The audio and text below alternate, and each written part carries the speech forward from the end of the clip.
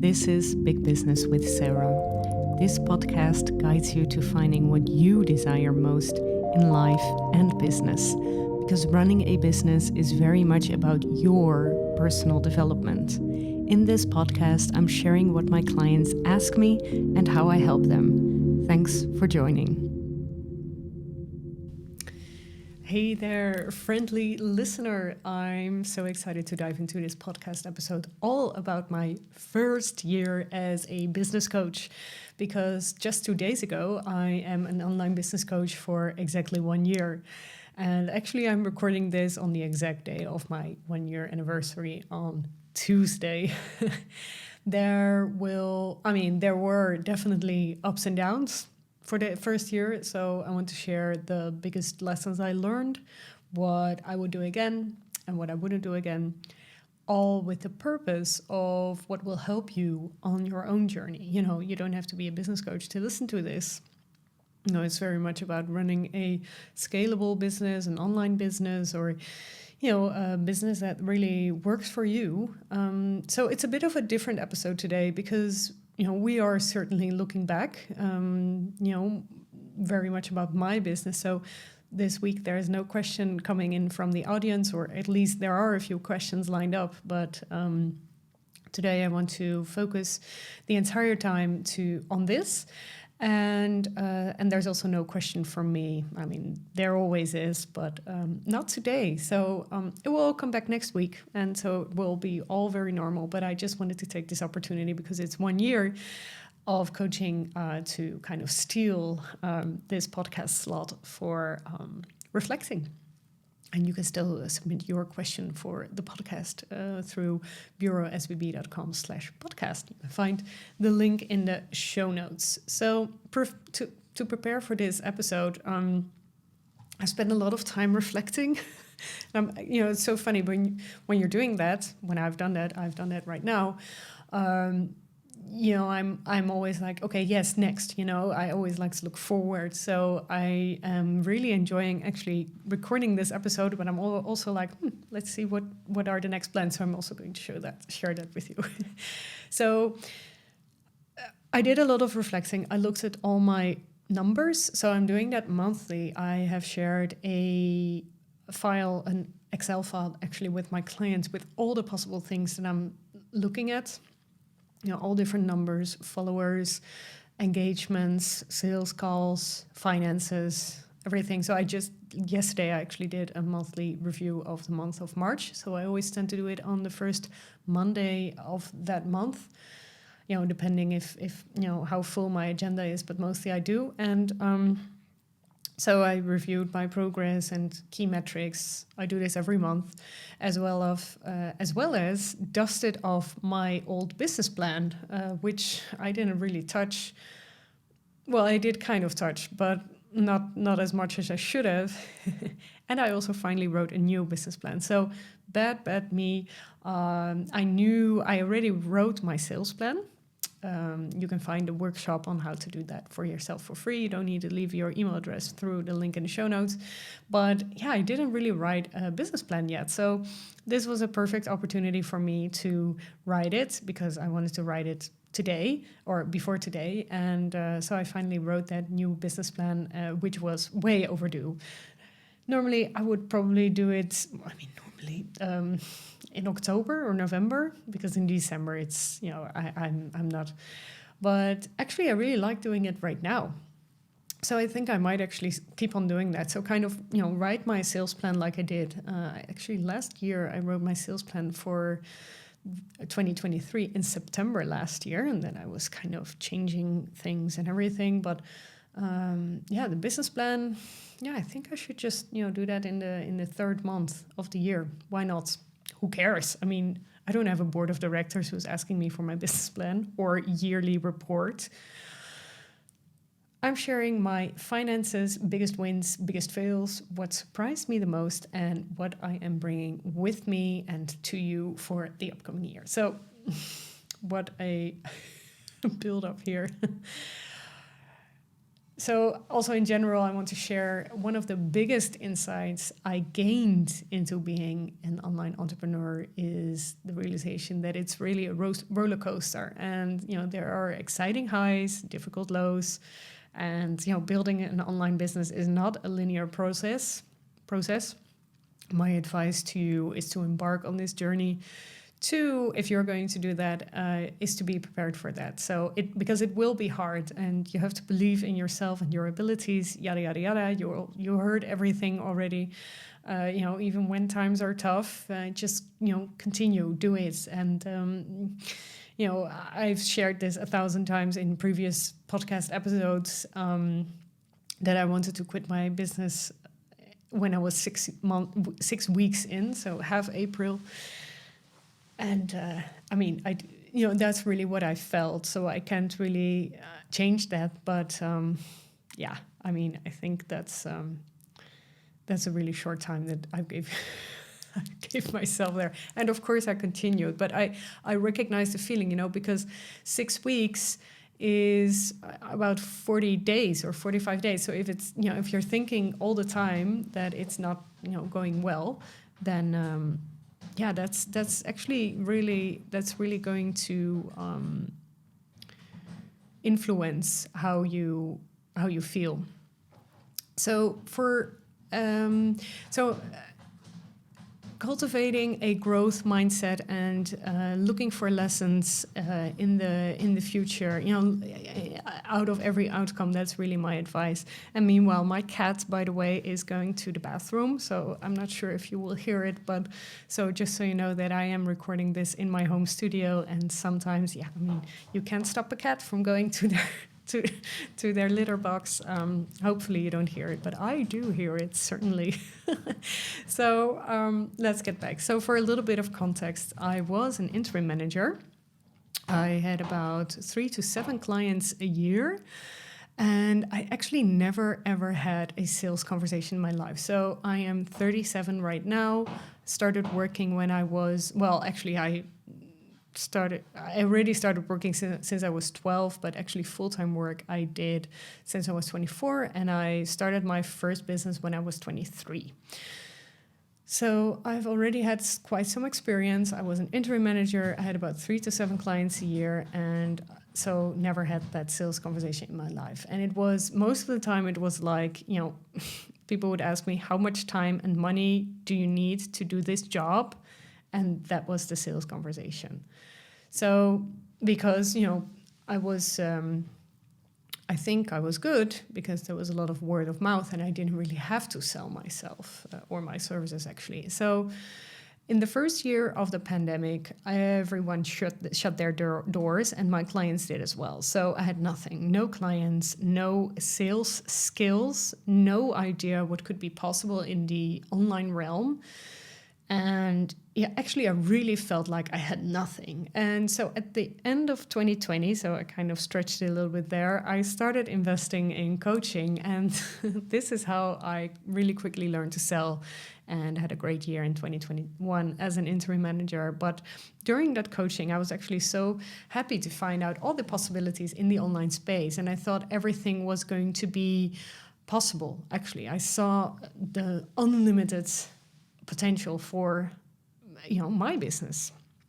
So I first started out with the idea to start an events training business because I had organized 1,000 events in my life, but then I figured out I did not really love it too much, and because I was actually trying to create courses and I didn't want to do all the research, and then something happened. I had to kind of step over to the idea that I didn't want to become a business coach because everyone already is. Business coaches have a bad reputation, and I really didn't want it. I wanted to make it very easy for myself, but actually I had to be honest. I really liked, I thought I would really like it because, as an interim manager, you are a little bit a business coach already. But it's actually, you're more of a CEO coach, or if you're managing a team, you're a team coach, or, if you're checking on the finances, you are actually a financial coach. So, so I slowly started to realize that many business coaches did not have the same experience as me. So I created a framework. That's where I started with my big business framework to prove to myself that I was working differently. Because I did actually purchase a lot of business courses, not just for my own business, but also to do market research. So what I'm doing differently is that I am helping experienced entrepreneurs use their experience to build or rebuild their business from their inner abilities. That is my framework. So most business coaches talk about mindset, sales, and marketing. But I wanted to start with what is more important, what I believe to be more important, is what is it that you're offering? And I'm so convinced that if you're creating something that truly lies close to what you love, it is very, very easy to sell. And, yes, my clients learn everything on mindset, sales and marketing too, but we start from within. And that's, the method that I believe in. That's how I've actually always worked. That is how I coached the teams that I've coached during my interim management time. This is actually what I believe actually since I was very, very young, actually. And I mentioned before that I'm already working since I'm 12. So I am not saying that I was an interim manager when I was 12, but I always kind of had that firm belief that if something is really good, then people will buy. I mean, what wisdom do I share here? But sometimes I really think that many people really forget that it starts with in. So there you are. You have a bit of a backstory here, and I'm sorry if you've heard this before, because I do realize that I am repeating this quite often. But maybe you heard some new things anyway, hopefully. So let's start with the finances, and let me start by saying that numbers don't really tell the whole story. As I mentioned before, it's important to track your metrics, key metrics and finances, but you shouldn't get too caught up in the numbers. So look also for other signs of progress and impact. I'm going to talk about that later. So my income as a freelance interim manager used to be 130,000 euros a year, of which I invested, for 2 years now, 20,000 in coaching, or that 1 year, 20,000. So, I actually hardly had any costs, as an interim manager, because I don't think I even had a website, or like a website that I paid 50 euros for. So I think I had about zero costs. Yeah, my accountants. So last year, that was my income as a freelance used to be like 130,000. That was 2020 a little less, but 2019 was very high. And I made enough money. So last year my income was 80,000. And my team, systems, and coaching, the coach that I'm working with, cost me 15,000. So actually, it was not as much as I hoped, and as I've written down in my sales plan, which I just figured out. I was actually looking at my sales plan every month, obviously. But as a true business coach, I've coached myself not just a few months ago, a few days ago, but I've also coached myself every month. Into finding the reasons why I haven't reached my goals yet. And I'm sharing most of it with you right now. So my goals for last year were 100 clients, 180,000 euros income. So I was 100,000 short. And actually my other goal was 50,000 podcast downloads. And right now I almost have 3,000 downloads, which I actually still think is really a lot. Thinking about this, people listening to me talking, I mean, it's better than nothing, right? So I'm actually really happy with you as a listener. And, what I said before about the metrics isn't everything. The responses that I received on my podcast are amazing. So many people are so positive about it and saying that it actually really helps them live an abundant lifestyle, or run their business on their terms. So, perfect. So I actually only achieved my client goal. So that was 100 clients. But, that's the benefit of having multiple goals. I had more sub goals, by the way, but I'm not going to bore you with really small goals like how many Instagram followers and all those things. But, getting those 100 clients really made me happy. But for instance, if they would have come all at once, so March 2022, I have had no idea how I would have handled it. So my mindset was actually not really very ready for that, and maybe also wasn't really ready for the 180,000. I'm not really sure. So I think it is very safe in your case, to start a little bit small and grow over time. So my product suite consists of pricing between €11 and €12,000. So the majority of 100 clients were one-time buyers of a small program. So right in the beginning of my business, I sold the Big Business Program, including private coaching, and I did this for 1 round. And then I started selling my 3-week intensive, and I noticed people wanted to jump into a group program, so I started my Big Business Mastermind. And in the first round, 3 people participated. So then I wanted to create some smaller, cheaper ways to work with me, because I noticed that not everybody was ready for a 3-week intensive. So I developed my workshop, Big Business, Big Life, which was priced at €49. And then during the summer, I got so inspired, I created a podcast series called Your Summer Reset. And I created that during my Ibiza holiday, and it was also priced at €49. And during the summer, I realized I need to sell more programs at a lower price, because that's a no-brainer for people. And in that way, they get to know me and they can decide whether or not they want to work with me a little bit more thoroughly. So what I did during the first and the second round of the mastermind is I asked my clients what extra questions they had, and I created separate trainings for those people and for my clients, and I also actually sold them to other people. So this is how I knew that there was a demand and that I could sell it.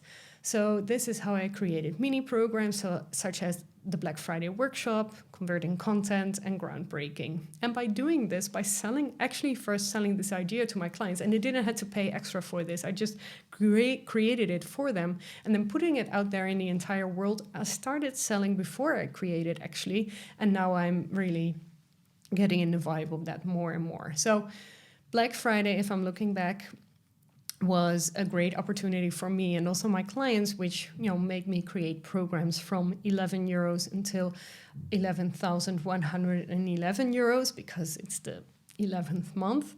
And all of them were sold, by the way, all of those offers. So I just love getting into that creator vibe and actually respectfully play around with my offer. I always, when I'm playing around, I'm always thinking, how can I be this as honest and good for my current clients as possible?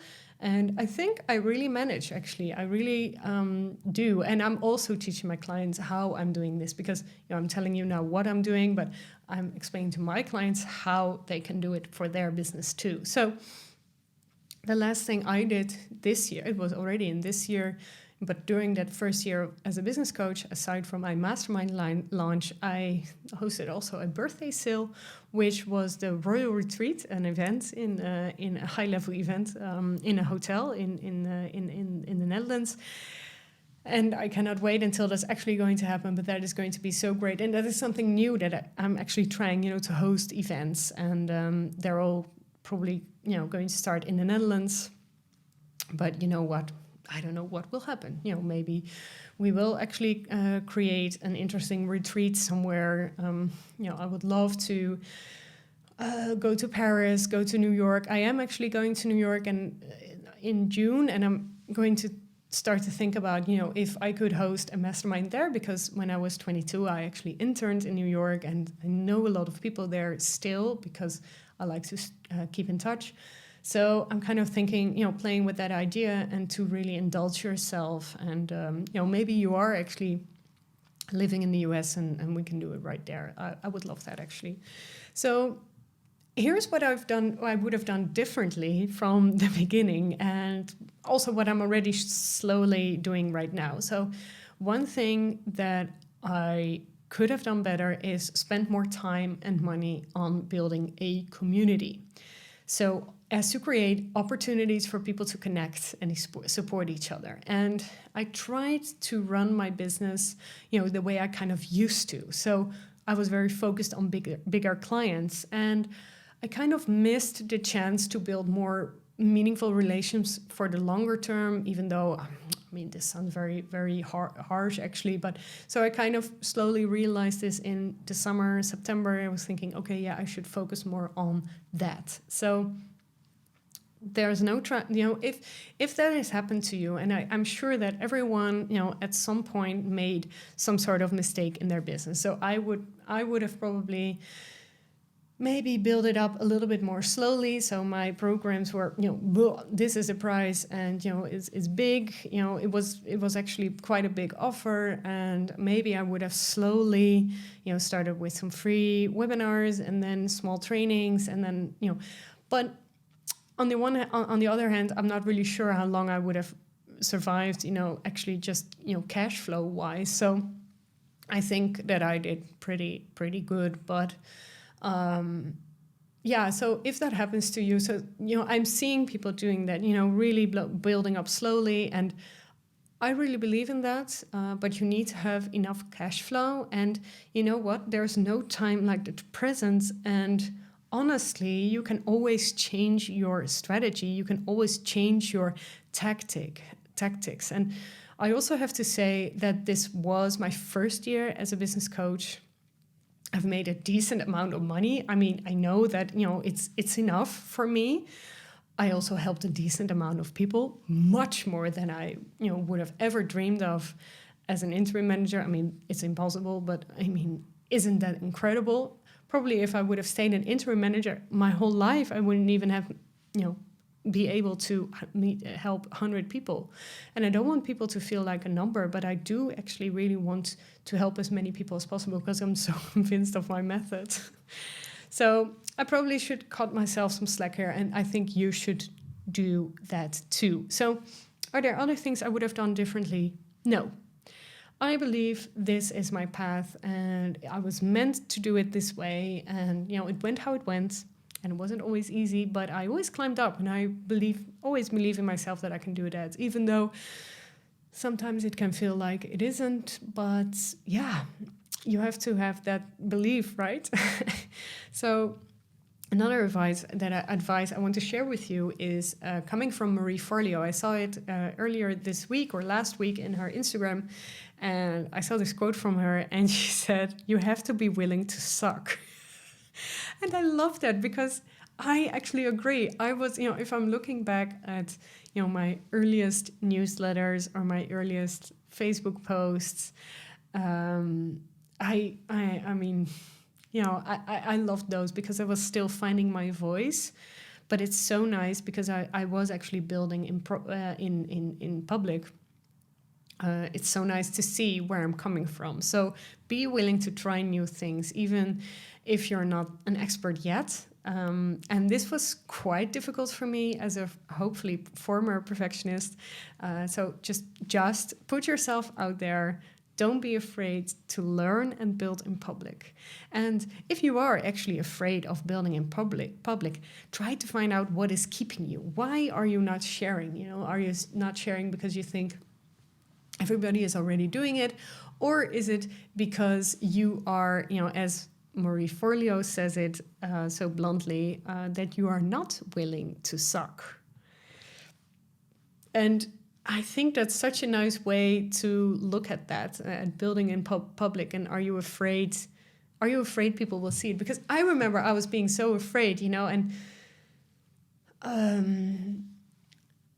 I was so afraid, especially of the response of my friends, obviously, because they are my friends. I value their opinion, but actually I learned that I shouldn't listen to them. But you know what? I'm not a robot. I'm still a human being. And I really wanted my inner circle, and they did, to really support me. And it really happened. So I'm quite happy with it. But, the thing is, not everybody is going to like what you do. And that's something that I noticed as well. And And that's okay. That's okay. There's nothing wrong with that. So my biggest win is something what I've learned and how well I was able to help people and see the impact I could have. And now it actually feels a little bit like bragging. I was writing this all down, and but actually I really do. So that was incredibly fulfilling and motivating. So one of those biggest insights of being an online entrepreneur is I helped so many people become happier and achieve their goals. And that impact and being able to change lives, and this sounds really big, but I really have the feeling I did for the better, has been the most rewarding part of the journey. And it actually was much better than the time when I was an interim manager.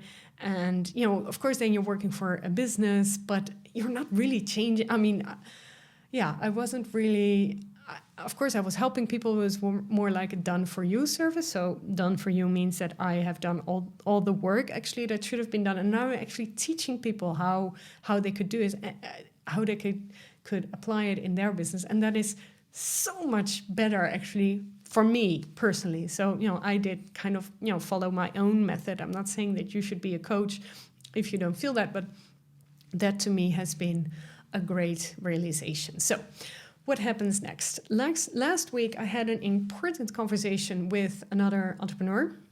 We both go to the same coach, and she told me, we were taking a walk outside, and she told me I came across as kind of a tough woman, a business woman, she said, or very serious actually, and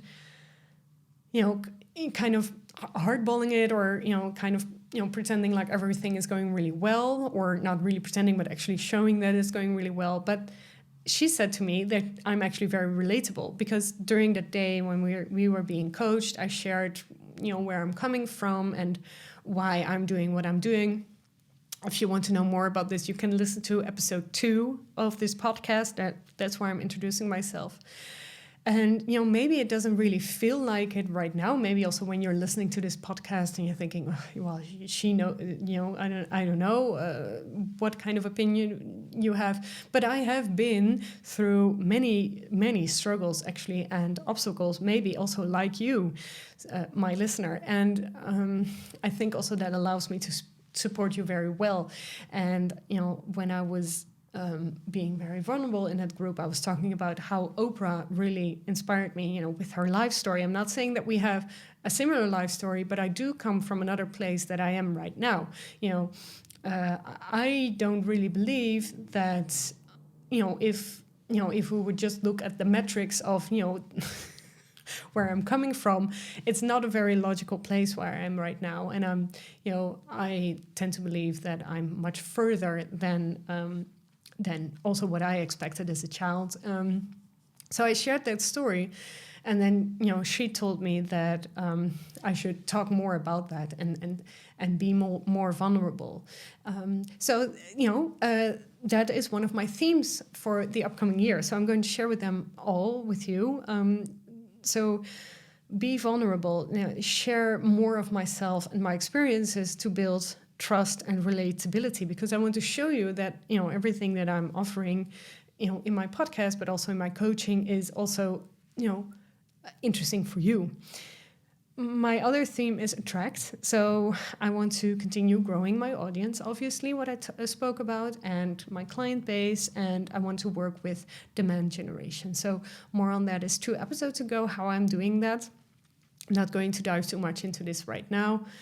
The third theme is focus on quality and community. So I have a vision board for the upcoming 3 years, because I like to think long term.